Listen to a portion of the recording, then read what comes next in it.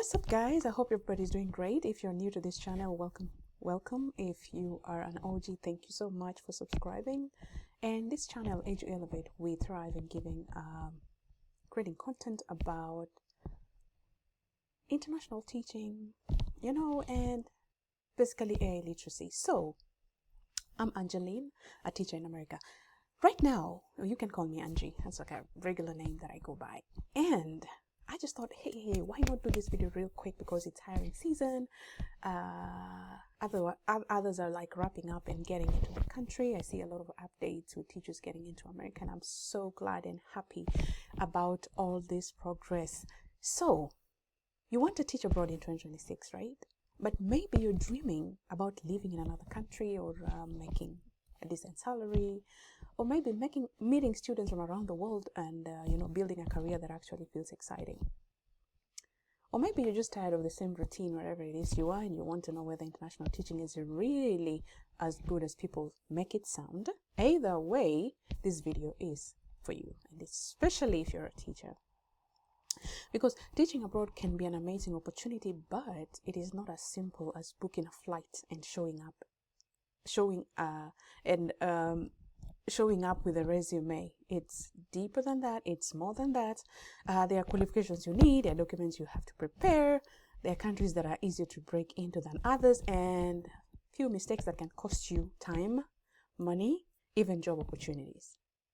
I was surprised that someone said they went for about 10 interviews and still they didn't get any response. That is shocking, because it is like, why? So it bothered me, like, why exactly did that happen to this person?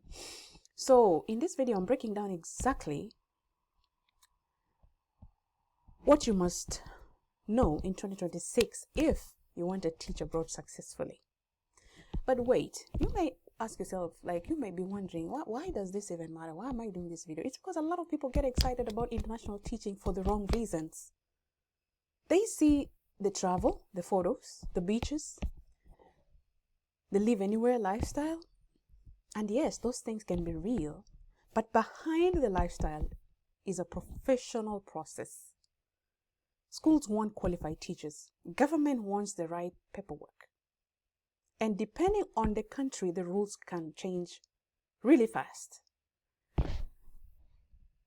That means if you want to do this seriously, you need more than enthusiasm. You need strategy. You need the right expectations, and you need to understand what international schools and employers are actually looking for in 2026. So let's go ahead and get started. All right, so the first very important aspect of teaching abroad is there has to be a solid professional foundation. And by this, I mean the workings of what the school expects, because the school wants quality teachers. And then there's the government part, which comes in where there is the immigration part, the sponsor part, and all of this has to do with a lot of paperwork. So we're looking at two things here. We're looking at qualification and experience put together, all right, for the job, okay? And then we're looking at the immigration part, which involves the government and the sponsor, okay? So it requires a lot of professional discernment, strategy, timing is all I may say.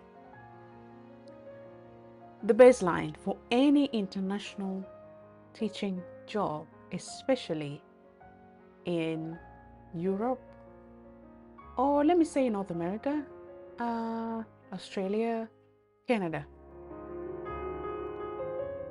The basis, a bachelor's degree in education. That is basic. It has to be a 4-year degree. And from my experience teaching in America is that this 4-year course too, I don't know if there has been changes as yet in 2026 when it can be, if it can be like an online course done online for that period of time. I really doubt it. So these are like basically courses that you do being physically at school, and having the teaching practice part, which is very important. It's actually at the core of all of this. And I have seen that even in Canada, they really emphasize that teaching practice part. There has to be specific hours. I don't remember how many, but specific hours where you in teaching practice. But good thing for Kenya, now if you're listening to this video and you're from Kenya, it has to be like the period of a term. So that's basically around 3 to 4 months, if I got that correct. So you also have to be having at least 2 years of full-time experience. This is like classroom experience you have, where you have like taught before.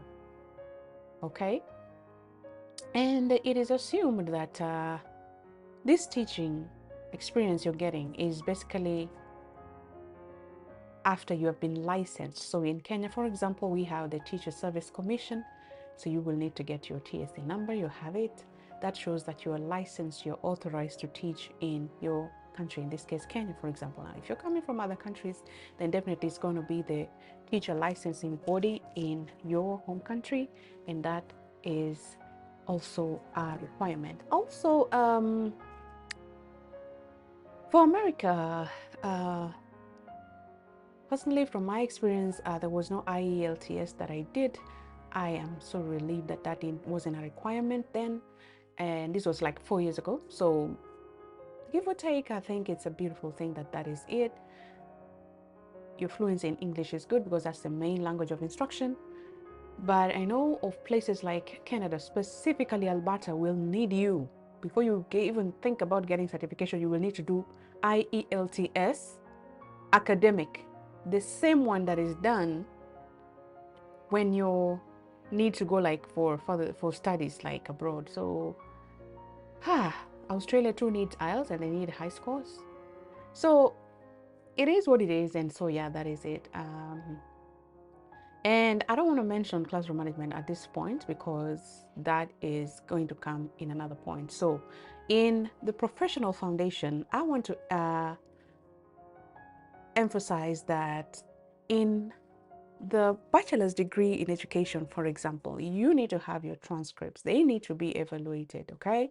You need to also have your certificate. You should have completed your bachelor's degree at the time you're applying and had your 2 years experience as well as your license. That makes you a complete, fully complete teacher who's like ready, you know, to get to that point where you make that application. But other than that, it is also required, though I know different sponsors, and I'm talking with respect to J1 visa sponsors, it is you will be doing yourself a favor even if they don't ask.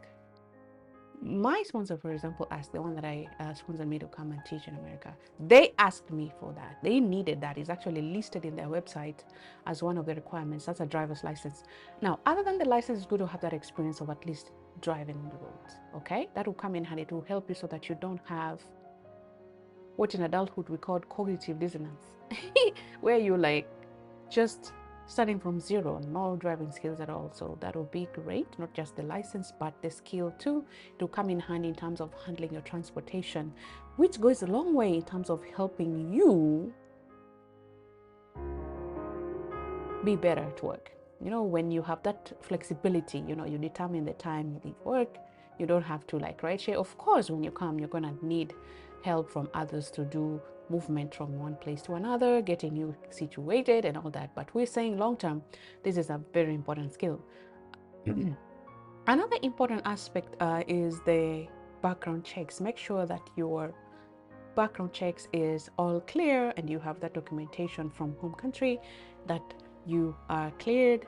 And then the passport. And guys, this one is a pain in the for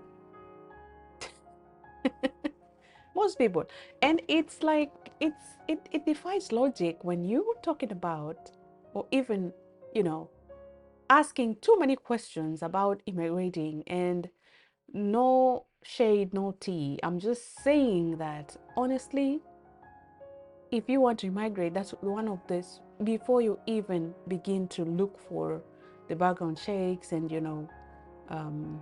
the rest of the rest of the documentation needed, at least the most basic thing you can start to have is a passport. Because how are you going to leave your country and enter another country without that? If anybody has done this without that, please let me know in the comment section. That would be the first one that I've heard of. So that is a very basic document. It's a process to apply it, of course, for the different countries that you may be coming from. In my case, for example, Kenya, I don't know how long it takes to get a passport right now, but I know it costs a fee, so there's finances involved, and then the period for, waiting. But I mean, you use money to get money. Do whatever it takes to get these things done. Like, seriously. Yeah. If you ask teachers who literally made it abroad, they will tell you stories of how they were all in. It's not that they had all the money in the world, but they were all in. I'm telling you that for sure. Okay? The other documentation that's going to be needed is health check. I remember I had to do like a TB test, I think, skin test, something called Mantoux, whatever. I don't remember the details. But yeah, TB test is one that I had to do. I don't know if the requirements are different. They could be different for different states. For America, for example, they could be different for Australia or Canada. But for the US, specifically South Carolina, I needed to do the TB test, and the school district health department or the Department of Health and Environmental, whatever, had to kind of like go through those documentations. And I know of my friends who literally had to do it from here despite having done from Kenya. I don't know why, but that was just the case. And yes, that is the other part. So yes, that is that for the first requirement, the professional foundation. The paperwork is there. Please keep that in mind as you plan. It will help you succeed. Okay? And you want to watch this video to part to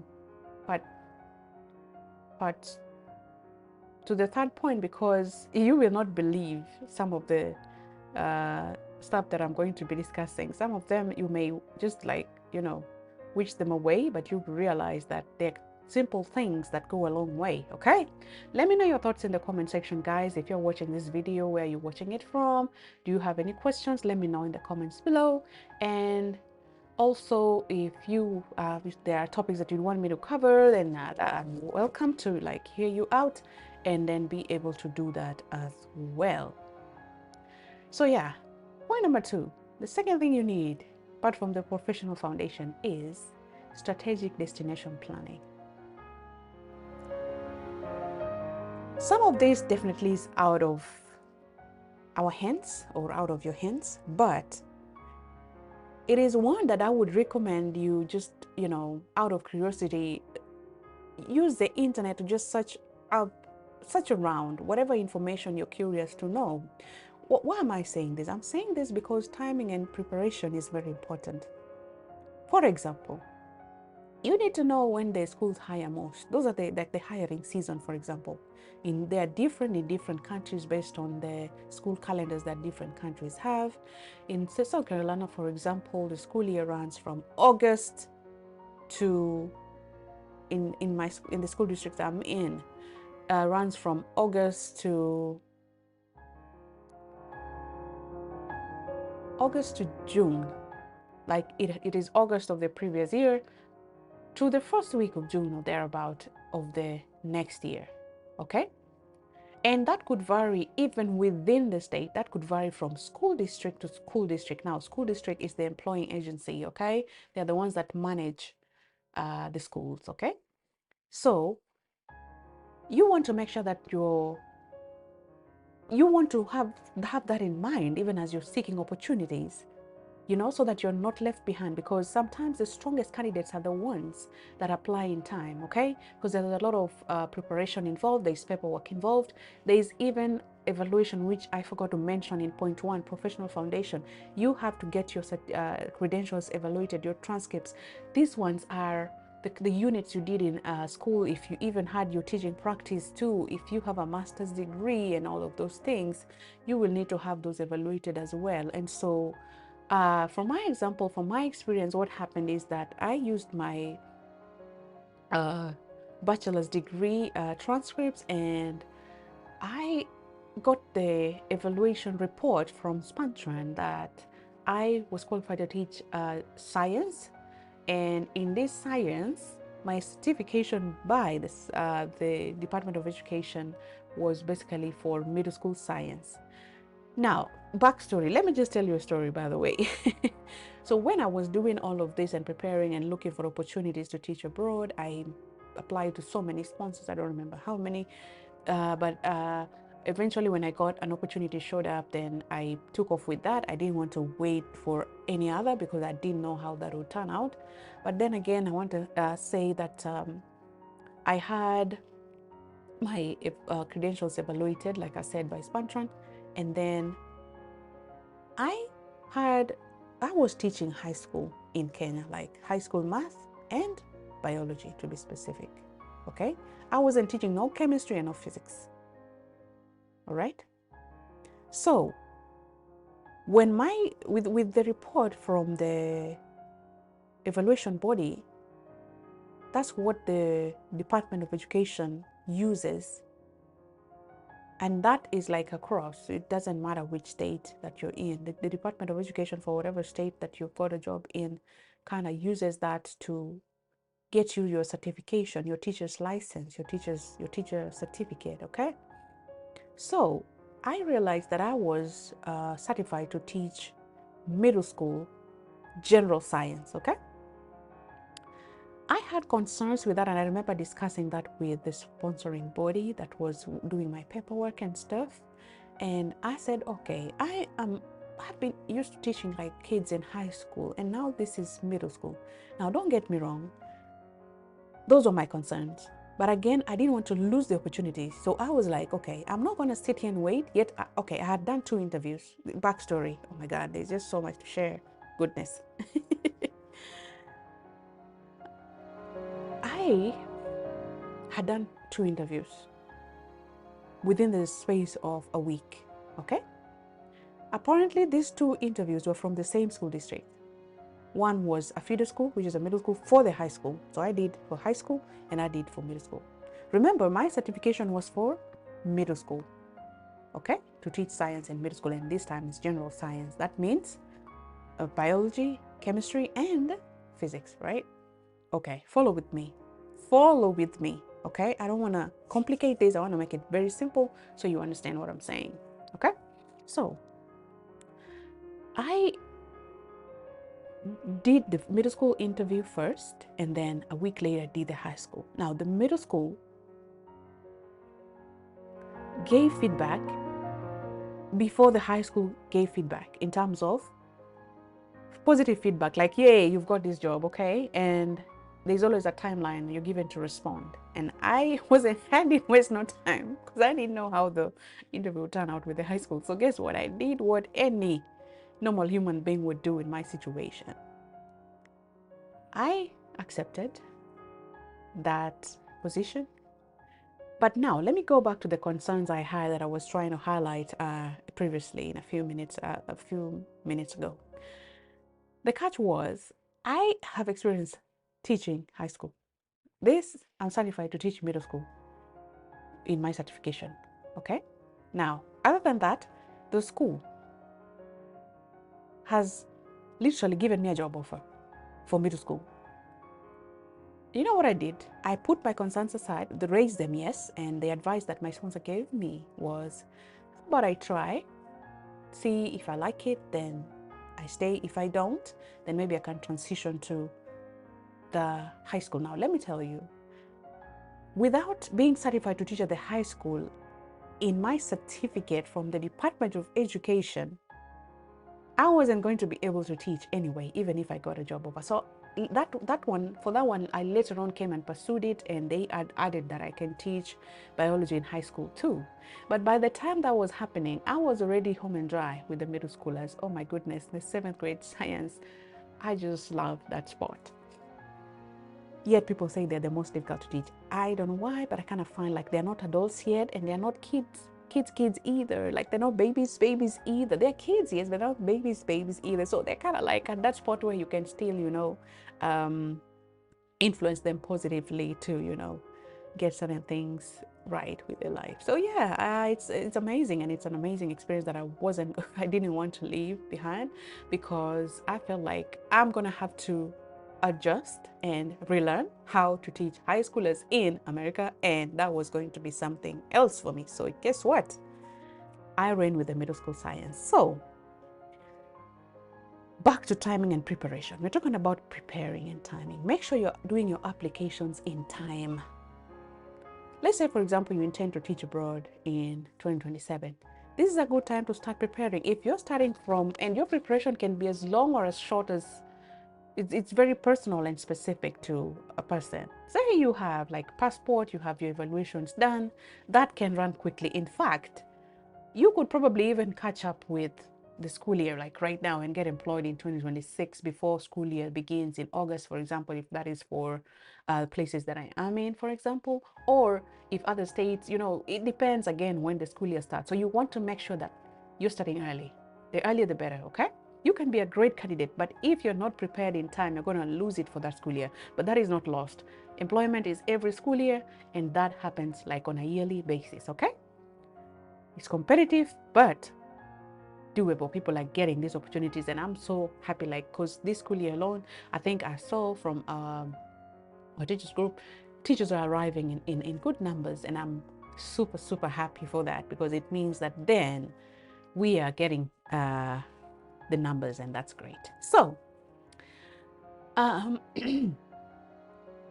preparation. If, for example, on the other hand, if, for example, you don't have a passport, you don't have a driver's license, you're literally starting from zero, fine, you have your bachelor's degree, you have graduated, or maybe you are in your first year just getting, into teaching and all that, then you need to give yourself some grace, some time just to meet those requirements. But I mean, that depends again on the destination or where you're preparing to teach at, because there could be countries that don't really emphasize on the 2-year classroom experience, but it's something that is, subject to finding out.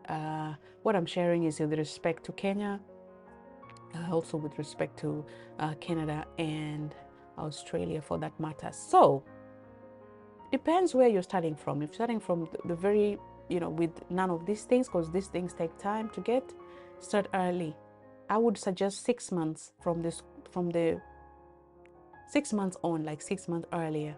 And again, it depends on where you head or where you get to. Again, depends on this J1 visa sponsor that you are targeting to use or that you're intending to use. We have FACES, we have PAC. These are specifically hosting teachers or getting teachers situated within South Carolina state only. And then we have TPG, we have Participate Learning, we have many others that basically are able to get teachers to different states across the United States of America. That is within the American space. Now, if it is Canada, it's a totally different story. I know Alberta, for example, do their own teacher certification and do their own, all of that. And then we have the Pathway to Teach Canada that basically handles most of the other provinces, including Manitoba, there is New Brunswick, there is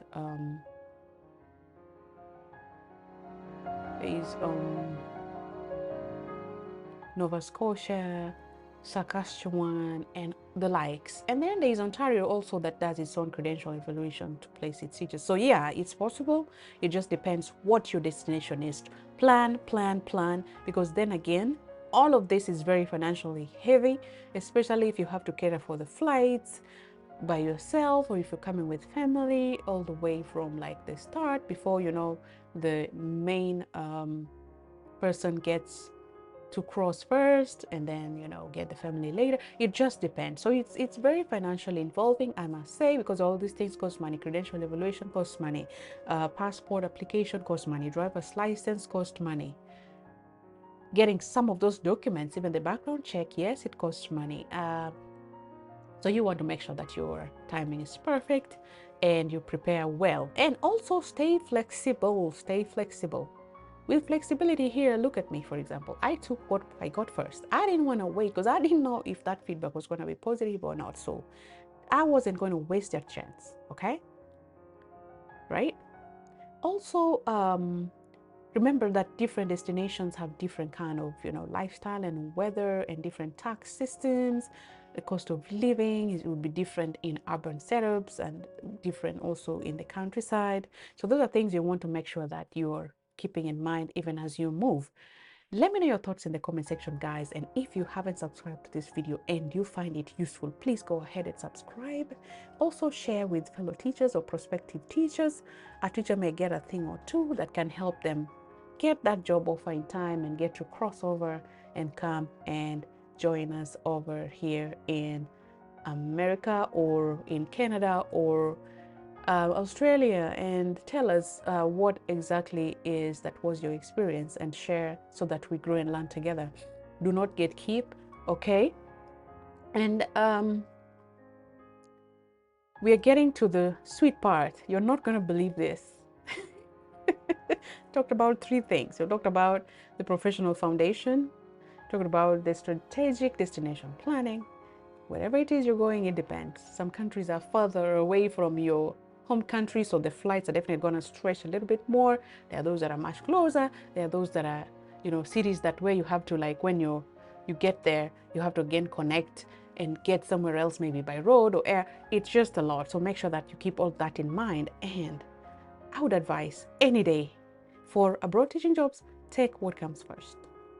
Unless there are job offers that have come all together at once. Go to Google, search up very fast, see things like weather, taxes, cost of living, compare that against salaries, because you can also check that out online, especially if you have specific information on the school district that's managing where you're going, or if it is a particular province, if it's the case of Canada, for example. Get that information and help yourself make a decision that will favor you, so that you don't have to come in and start figuring out from scratch, okay?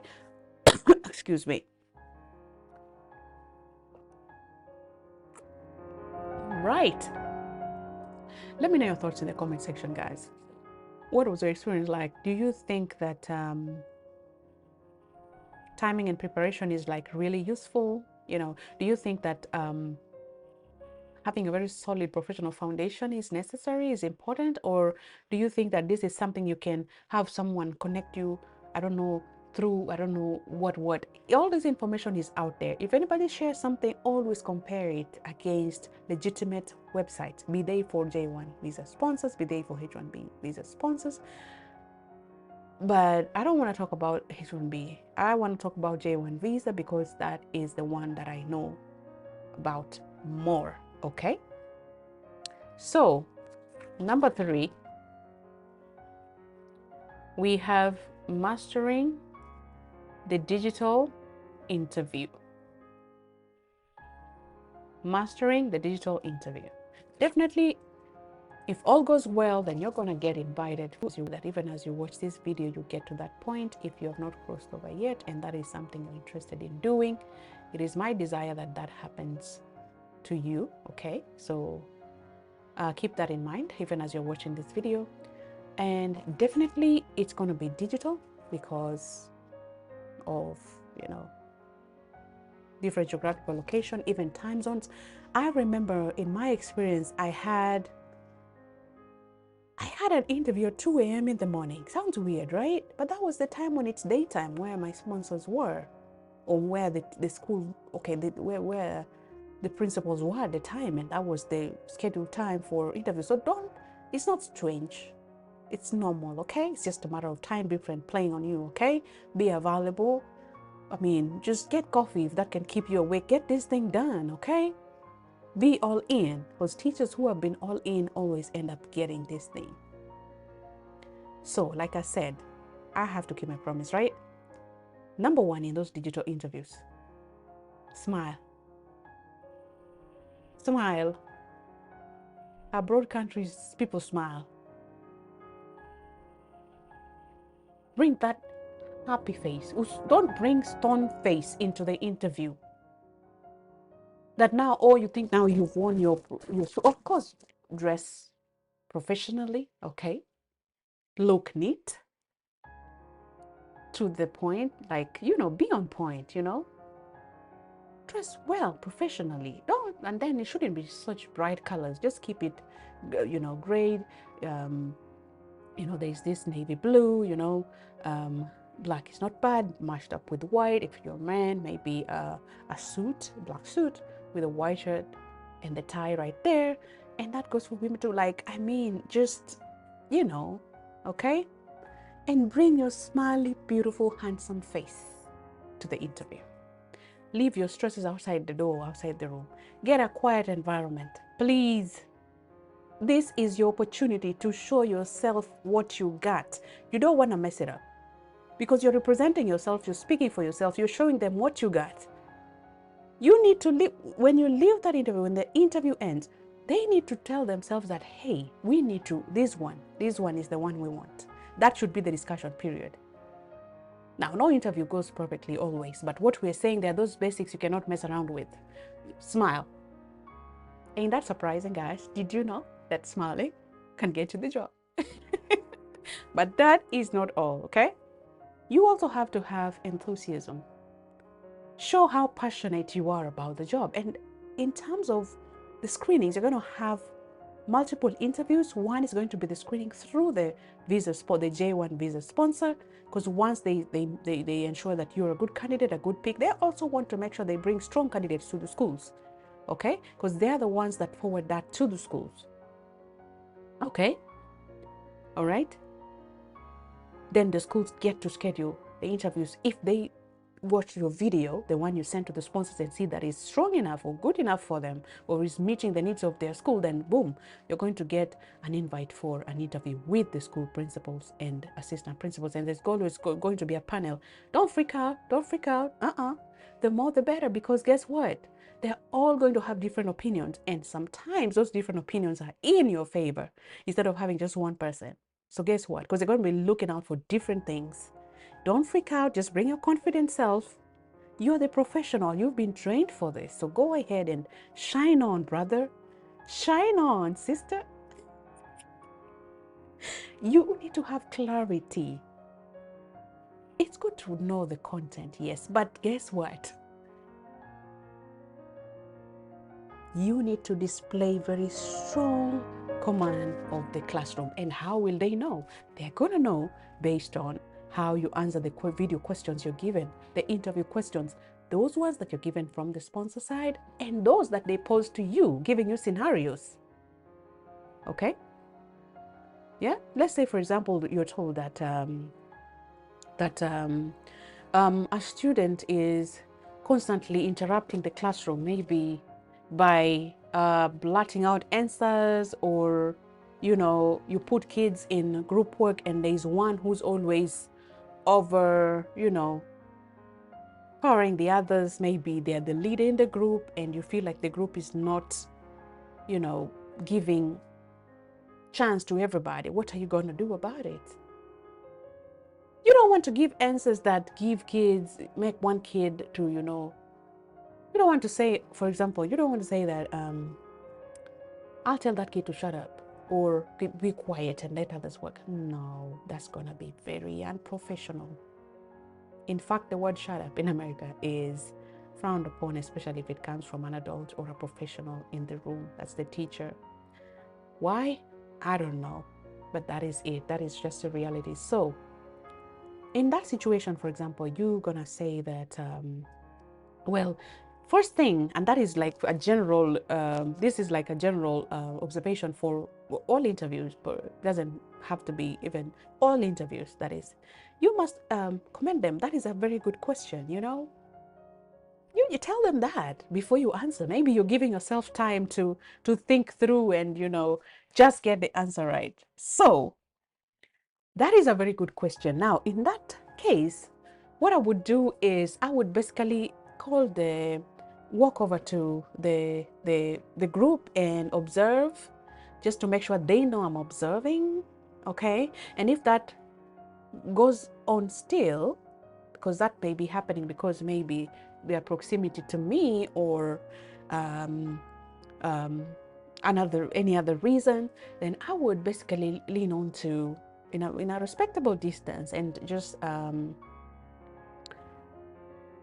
speak to, let's say the student is called Lily, speak to Lily, commend them, start with a good thing, that I see that you have very good leadership skills and that you're making very good contributions to the group. But I would wish for, remember, we have laid the rules and say that this is collective responsibility. And how about we give so and so a chance to say their opinion? Lily, what do you think? They'll be like, yeah. I think so and so, yeah, he needs to get a chance to speak to. Come on, go ahead. You'd even find them, be the one to encourage them. But that is that. I mean, in that situation, you see, you have managed it very well, right? And there could be so many diverse responses to that. There are many things you can do in those situations. I think I'm going to do another video on the nitty-gritties of classroom management, probably with group work or probably with certain scenarios that keep showing up within the classroom. I teach 7th grade, so seventh grade is one that most teachers fret, because they are transitioning. That's a transitionary stage, and there's a lot going on. There's peer pressure in there. Parents sometimes may not even know how to handle, because they're not, the kids are kids, yes, but they are not adults either. So it's kind of like a tough period for everybody. But that is where I personally specialize in. So we will share all of those here in As You Elevate Network. So you want to subscribe and get all of these sweet tips. Now, classroom management is very broad. It is basically everything that happens within the classroom, from the environment, from the time the kids walk in to the time the kids walk out. Because guess what? In America, kids come to you. There is no staff room. That is not there. There is no staff room. The kids basically come to your class. They transition from one class to another. They come to you. So you are basically there in that room most times. Okay? And so it is a lot of things. It is everything within the room. It is even the seating arrangement. It is your command of the room, the rules you set, the routines, the expectations. It is a lot. That is why the questions pop up from different directions. And one that is very common, that I know even in the interviews, they always expect people to say switching seats. That one has been there all the time when kids switch seats. But sometimes switching seats don't work, by the way. So you need to up your game. And now teachers have better options with AI. If you use AI in answering your questions, by the way, always make sure that you tell AI to make it relatable to the specific space that you're in, that you're doing interview for. If, say, for example, you're doing an interview for South Carolina and you already know the school name, or you know the school name, find out the student demographics for that school. That will give you specificity, the demographics. You're not going to put any PIIs there, just the demographics. What type of kids do they have? What's the population of the school? What is the class size, if you can? And then, just tell AI to give you options for how to manage classroom in different scenarios. You can even use the questions you get from the sponsoring agencies, those interview questions. That's a good start. And then also ask AI, what are some of the probable questions that you may be asked by the principals of those schools? It will help you brainstorm. Now, we are not saying you take it word for word. Read through, use professional discernments. Of course, ask from people who have been through all of this. As You Elevate can help you with that as well. So let me know your thoughts in the comment section. If you have a question, please post it in the comments right now. And also remember to share, subscribe, and like. And then you must also be able to demonstrate that you have taught diverse learners. It's in all our classrooms, by the way. And by diverse learners, I mean every classroom has kids with diverse needs. Some of them in other spaces have not even been named yet. But abroad, there's a name for almost everything. So what are we saying? We're saying that you demonstrating that you have taught kids from different parts of the country and being able to successfully make them understand the content and do very well in the exams that is a good skill that you need to demonstrate, right? Because that is a transferable skills. It means you're adaptable. It means you have very good communication skills. It means you have very good listening skills. It means that you can handle the diverse learners you're going to find in the space that you're going to be finding yourself in when you get that job offer, right?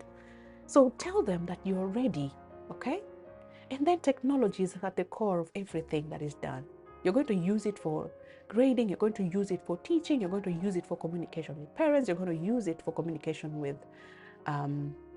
school administration, you're going to use it even for things that you did not believe you could use it for. So make sure that even if you don't have, like, you know, very deep advanced experience with advanced technological tools, say like smart boards and stuff like that, even just you being able to make PowerPoint slides, even for your own use, even if it's not in the classroom, is powerful enough. Mention those, okay?